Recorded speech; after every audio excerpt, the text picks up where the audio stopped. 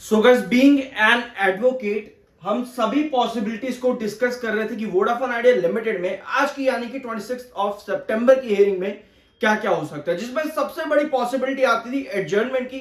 और यह भी पॉसिबल था कि एडजर्नमेंट आपको गवर्नमेंट के सॉलिसिटर की तरफ से आता देखने को मिले। और एग्जैक्ट वही चीज यहां पर हुई भी है। बहुत सी पॉसिबिलिटीज थी जो हमने डिस्कस की थी। दूसरी पॉसिबिलिटी हमने ये भी डिस्कस की थी कि हो सकता है गवर्नमेंट कहे कि जो 9000 यहाँ पर जो भी डॉट ने ऐड किया है एजीआर को, उसको सेट असाइड कर दिया जाए और आगे जो भी रेजोल्यूशन निकालना होगा एजीआर पर, उस पर हमें टाइम दे दिया जाए और केस को इसी तरह से क्लोज कर दिया जाए। ठीक है, तो ये भी पॉसिबिलिटी थी। लेकिन सभी दोनों ही पॉसिबिलिटी में बेसिकली आपकी गवर्नमेंट आगे आती है और गवर्नमेंट ने आगे आकर के एडजर्नमेंट मांगा है और वोडाफोन आइडिया लिमिटेड ने इस एडजर्नमेंट पर बिल्कुल मना भी नहीं किया। ठीक है, तो नेक्स्ट डेट ऑफ हियरिंग आपकी आती है अक्टूबर 6 की। सुप्रीम कोर्ट की नेक्स्ट डेट ऑफ हियरिंग अक्टूबर 6 की। और जो मामला है ना, ये 2016-17 का रिकैलकुलेशन है। ठीक है, तो वही एडजस्टेड एजीआर पर वोडाफोन आइडिया ने प्ली डाली हुई है। अब 6 अक्टूबर की यहां पर हियरिंग है।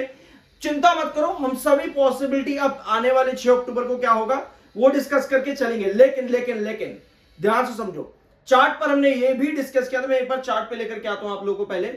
पहले चार्ट पे आते हैं, फिर बाकी की चीजें बाद में देखेंगे कि 6 अक्टूबर तक हमारे पास क्या और आ सकता है। ठीक है, तो ये देखो, ये आपका चार्ट है। हमने डिस्कस किया था कि अगर एडजर्नमेंट आता है तो वोडाफोन आइडिया लिमिटेड का जो सीआर है यानी कि क्रूशियल रिस्ट्रिक्शन, वो आता है आपका 8.80 पे। 8.80 पे। ठीक है, ये आपका क्रूशियल रिस्ट्रिक्शन आता है। और उसके साथ में 7.90 ये आपका चलेगा कंसोलिडेशन जोन। 7.90 आज के सेशन में अगर आप देखोगे एग्जैक्ट 7.90 का आप हिट भी हुए हो। और 8.80 जो कि आपका पिछले 5 सेशन से लगातार रिस्ट्रिक्शन जोन चल रहा था, वहां पर आज के दिन भी आप थे। लेकिन यहां सेलिंग क्यों आई? ये सेलिंग आने का मतलब देखो क्या है। पहली चीज प्रेशर, वोडाफोन आइडिया पर प्रेशर किस चीज का भैया? प्रेशर इस चीज का कि भैया टाइम पर टाइम वोडाफोन आइडिया लिमिटेड में कंडीशन ये खराब नहीं है कि वोडाफोन आइडिया के हालात खराब है।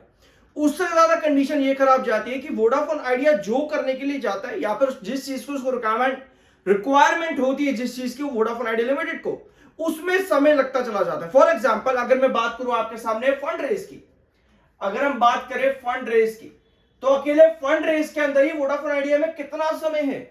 आप एक बात बताओ, पहले कंपनी कहती है जून में फंड रेज करेंगे, फिर कंपनी आगे चले जाती है, सितंबर में कहते हैं, अब नवंबर की तारीख है। अगर आपने अपडेट्स रेगुलर सुनते हो, वोडाफोन आइडिया लिमिटेड पर देखते हो, रिसर्च अच्छा करते हो, तो आपको पता होगा नवंबर की तारीख दे रखी है। अब देखना यह है कि नवंबर में कंपनी लेकर के आती कि नहीं लेकर के आती। अगर नहीं लाएगी तो टाइम निकलता चला जा रहा है और उस टाइम के प्रेशर में वोडाफोन आइडिया की कंडीशन खराब होती है। अब एजीआर पर फिर से आपकी जो है डेट मांग ली गई है, भैया अगली डेट ऑफ हियरिंग दे दो। तो देखते हैं अब आगे क्या होता है। तो वो प्रेशर यहां पर आपको चार्ट पर बार बार दिखता है। और अगर आप चार्ट को अच्छी तरीके से रीड करना जानते हो तो आपको पता है कि कोई भी स्टॉक का कोई भी चार्ट अपने पुराने पैटर्न्स को कंटिन्यू करेगा ही करेगा। 8.80 आपको पहले भी रिस्ट्रिक्शन दिखा है। ठीक है, 7.90 जो कि नीचे से ऊपर से नीचे आते हुए आपका सुपार बनता है, वो भी आपको पहले भी नजर आया है। 6.60 आप नवंबर 2024 से देख रहे हो। एक बार, 2 बार, 3 बार, 4 बार, 5 बार, 6, 7 बार लगभग रिवर्सल ले चुका है। तो ये चार्ट्स को समझना ज्यादा जरूरी है रादर देन कि हम सिर्फ न्यूज की तरफ देखें। अगर आज के दिन मान लेते हैं कुछ पॉजिटिव खबर आती भी, तो हमारा रिस्ट्रिक्शन जोन जो था वो था 9.40 पे। ठीक है, 9.40 ये हमारा नेक्स्ट रिस्ट्रिक्शन जोन आ जाता। ठीक है, अब इसके पीछे की रीजन क्या है? 1 आवर टाइम फ्रेम पर भी अगर आप देखोगे तो जो आपकी सेलिंग आई है वो 8.80 पर ही आई है, जो कि हम पूरा हफ्ता डिस्कस करते रहे आपके 19 सितंबर की हियरिंग से लेकर के आज की डेट तक। अब नेक्स्ट जो आपकी पॉसिबिलिटी बनती है कि टेंशन ऐसे में क्रिएट हो रही है, तो वोडाफोन आइडिया क्या कोशिश कर सकता है? 7.90 पर बेस बनाने की कोशिश कर सकता है। यहां पर कहीं ना कहीं टिकने की कोशिश कर सकता है। अगर टिक जाता है तो बहुत अच्छी बात है, लेकिन अगर इसी तरह से डिले चलता और कोई भी नेगेटिव न्यूज इस बीच में आती है तो आपका नेक्स्ट जोन जो आता है 7.60। अदरवाइज कुछ भी नहीं होता तो कहीं ना कहीं टिकने की कोशिश करेगा। 7.60 से आपका 8.50 ये आपकी रेंज बन जाती है। 8.50 आपका यहां पर है। ठीक है, तो ये पॉसिबिलिटीज आपकी यहां पर बन जाती है। अब आते हैं, चैनल को सब्सक्राइब कर देना क्योंकि वी आर NISM सर्टिफाइड। ठीक है, तो सब्सक्राइब जरूर कर देना। अब आते हैं आपकी खबरों पे और पॉइंट्स डिस्कस करते हैं, ठीक है। और आगे हमारे पास क्या है, क्वार्टरली रिजल्ट्स। अब अक्टूबर की हेयरिंग है और आपको पता है कि अल्टीमेटम यानी कि कंपनीज नोटिफिकेशन देना चालू कर देती है कि इस क्वार्टर का हमने इनसाइडर ट्रेडिंग जो है वो बंद कर दी है। ये अपडेट्स आती है ना, तो डेट्स भी आनी शुरू हो जाएगी, यानी कि क्वार्टर 2 का टाइम फ्रेम आपका शुरू हो जाता है। क्वार्टर 2 यानी कि सितंबर का क्वार्टर किस तरह से आएगा उसका टाइम फ्रेम शुरू हो जाता है अक्टूबर में। तो वोडाफोन आइडिया को अक्टूबर में किस किस चीज की पॉसिबिलिटी है, क्या क्या चाहिए, बेसिकली क्या क्या चाहिए।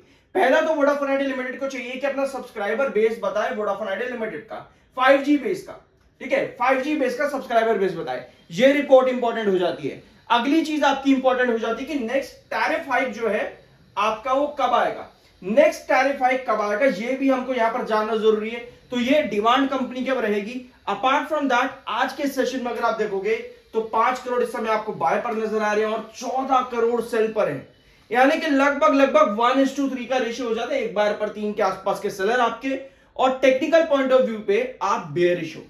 85.1 का आपका एमएफआई, 70.9 का आपका आरएसआई। इसी वजह से हम डिस्कस कर रहे थे कि अगर वो आज के सेशन के अंदर, आज के हियरिंग में आपका डिसीजन आ भी जाता है और जो डॉट ने अमाउंट ऐड किया है उसको सेटिस्फाइड करने की बात भी चल जाती है, तो भी हम 9.40 पे कहीं ना कहीं रिस्ट्रिक्ट रहते हैं, क्योंकि आपके टेक्निकल्स ऑलरेडी ओवरबोट है, बेयरिश है।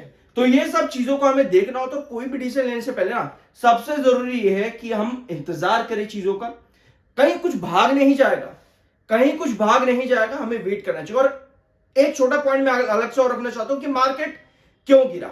मार्केट की गिरावट के पीछे सितंबर के फर्स्ट वीक में हमने डिस्कस किया था कि लास्ट वीक ऑफ सितंबर मार्केट करेक्ट होगा और कॉशियस रहेगा। उसके पीछे के रीजन दो रहेंगे।